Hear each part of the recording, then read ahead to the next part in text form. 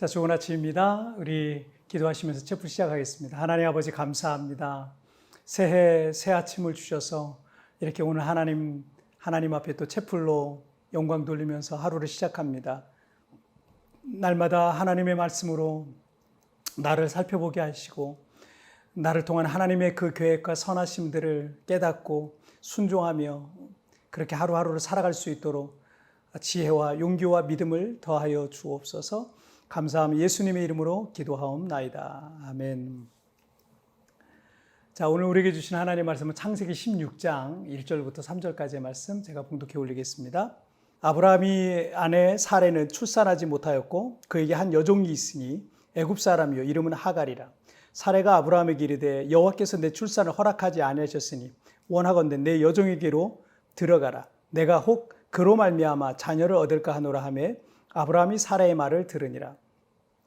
아브라함의 아내 사레가 그 여종 애굽 사람 하갈을 데려다가 그 남편 아브라함에게 첩으로 준 때는 아브라함이 가나안 땅에 거주한 지 10년 후였더라. 아멘. 그 한국 사람의 그 언어와 문화가 같은 한국에서 산다는 것도 사실은 쉬운 일은 아니잖아요. 인생이란 게 만만하지가 않잖아요. 그런데 이 언어와 문화가 완전히 다른 외국에서 살아남는다는 것은 정말 보통 결심을 갖고는 힘든 것 같습니다. 처음에 왔을 때 초기 정착 비용도 만만치 않게 들어가요. 렌트하우스도 얻어야 되고 차도 사야 되고 아이들 등록금도 내야 되고 필요한 것들 구입하고 이것저것 또 이 나라 돈으로 지출하다 보면 어느새 꽤 큰 비용을 썼다라는 것을 나중에서야 좀 알게 되더라고요. 그리고 별다른 수입이 없다면 통장의 잔고는 정말 빠르게 줄어드는 것을 경험하게 될 겁니다. 그런데 이곳에서 정착하러 오는 분들을 보면 제가 안타까운 게 하나 있어요. 인생에 있어서 정말 큰 결심을 갖고 여기까지 오셨는데 정착을 위해서 어떤 많은 희생과 지출과 에너지가 쓰여진 거거든요. 어쩌면 내 인생에 있어서 이 부분에 큰 투자를 지금 하고 있는 거예요. 그러면 여러분 어떻게 해야 되겠습니까? 만약 여기서 잘 안 되면 그냥 한국이나 가지 이런 식으로 헐렁한 자세와 태도로 살아간다면 여기에 온 소기의 목적은 달성할 수 없을 겁니다. 그리고 제대로 정착도 하지 못하고요. 시간과 에너지와 돈과 내 인생의 한 부분을 여기서 그냥 다 까먹고 돌아가게 될 겁니다. 어떤 웹사이트에서 우연히 본 글이 하나 있는데 누가 썼는지는 모르겠어요. 근데 참 의미 있는 말이라 좀 여러분들에게 나눠드리고 싶은데 호랑이가 닭을 잡지 못한 이유라는 글이에요. 한 마리의 호랑이가 닭을 쫓고 있었지만 결코 닭을 잡을 수가 없었습니다. 호랑이는 한 끼의 식사를 위해 뛰었지만 닭은 살기 위해 뛰었기 때문입니다. 호랑이는 닭을 잡을 수 있는 능력이 충분하지만 닭을 잡을 수 없었다는 거예요. 이유가 뭐예요? 그냥 호랑이는 한 끼의 식사를 위해 뛰었기 때문에 잡을 수 없었다는 거예요. 하지만 닭은 살기 위해서 필사적으로 뛰었기 때문에 호랑이 이빨을 피할 수 있었다라는 일리 있는 그런 표현입니다. 간단히 말해서 이것은 절박함과 간절함의 차이라고 할 수 있겠습니다. 우리의 믿음이 하나님께서 안 주시면 다른 방법으로 해보지 이런 식으로 하면 안 됩니다. 그건 입으로는 믿습니다라고 말하면서 마음으로는 여전히 믿지 못하고 있는 것을 의미하고 있어요.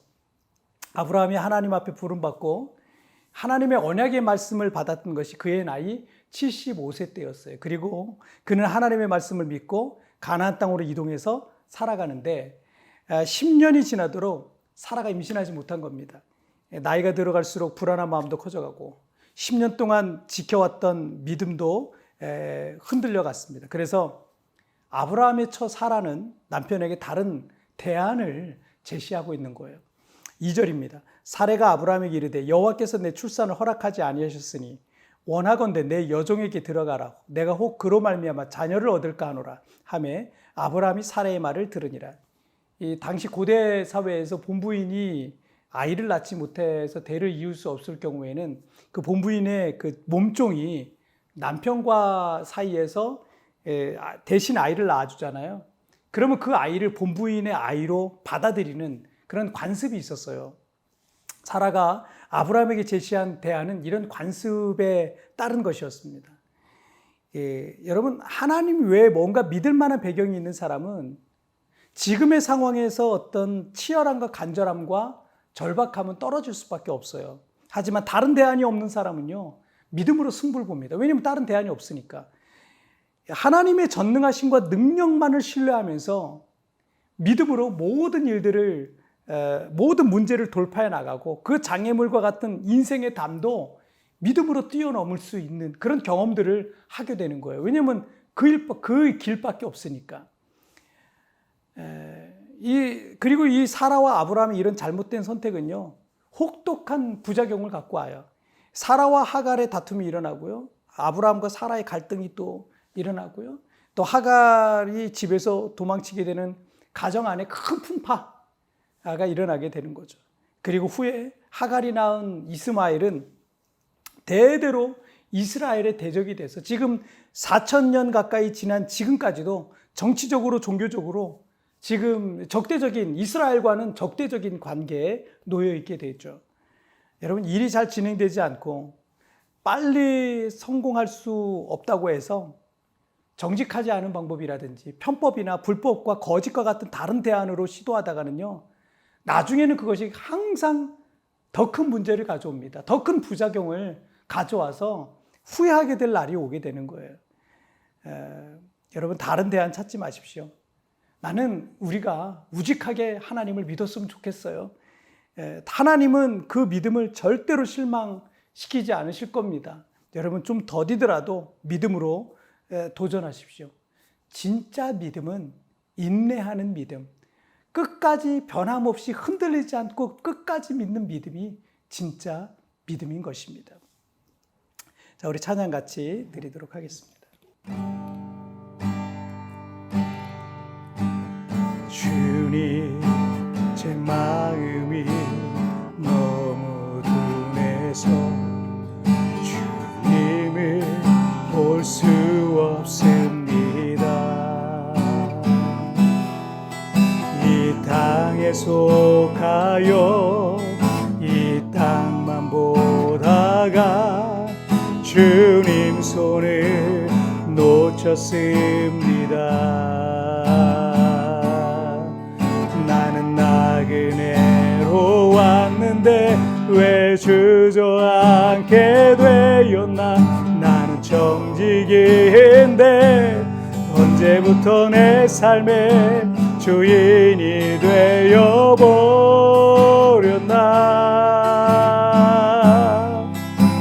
믿음이 없이는 기쁘시게 못하나니 고된 수고도 다 헛될 뿐이라. 믿음이 없어서 무너진 삶의 모든 자리에 다시 주님을 기다립니다. 믿음이 없이는 기쁘시게 못하나니 고된 수고도 다 헛될 뿐이라. 믿음이 없어서 무너진 삶의 모든 자리에 다시 주님을 기다립니다. 다시 주님을 기다립니다. 아멘. 자, 우리 같이 기도하시겠습니다. 살아계신 하나님 아버지, 믿음은 환경이, 상황이 달라진다 할지라도 변함없이 주님을 신뢰하는 것, 그리고 참고 기다리는 것, 성경은 그것을 믿음이라고 말씀하는데, 믿음이 없어서 다른 대안을 찾고 다른 방법을 찾는 어리석은 그런 모습을 갖지 않기를 원합니다. 다른 대안과 다른 방법을 찾을 때 그것이 언제나 부작용이 되어서 나를 더 괴롭게 만드는 일들이 되는 것을 아브라함과 사라의 예를 통해서, 하갈의 예를 통해서 오늘 본문이 말씀하시고 있습니다. 우직하게 주님을 신뢰하길 원합니다. 하나님, 지금은 잡히는 거 없고 손에 잡히는 거 없고 눈에 보여지는 게 없지만, 보장된 거 아무것도 없는 것 같지만 하나님이 나의 보장이 되십니다. 하나님은 내 기도를 듣고 계시고 나를 도와주실 하나님이심을 믿사오니 오늘 그 하나님을 신뢰함으로 믿음으로 주님 앞에 서게 하여 주시옵소서. 오늘도 나와 함께 하시고 나를 붙드실 하나님, 오늘도 우직하게 주님을 신뢰하며 주님 앞에 나가길 원하며 예수님의 이름으로 기도하옵나이다. 아멘. 여러분, 뒤편에 나오는 오늘의 묵상 보시면서 개인적으로 묵상하시고요. 짧게라도 뜨겁게 기도하시면서 오늘 하루 주님과 동행하시길 바랍니다. 여러분, 내일 채플에서 뵙겠습니다. 여러분, 승리하세요. 다른 대안을 찾지 마십시오. 우직하게 하나님을 신뢰하십시오. 하나님은 그 믿음을 실망시키지 않을 것입니다. 믿음이 약해서 믿음의 방법이 아니라 세상적인 방법으로 어떤 문제를 해결하려고 하는 것은 없습니까?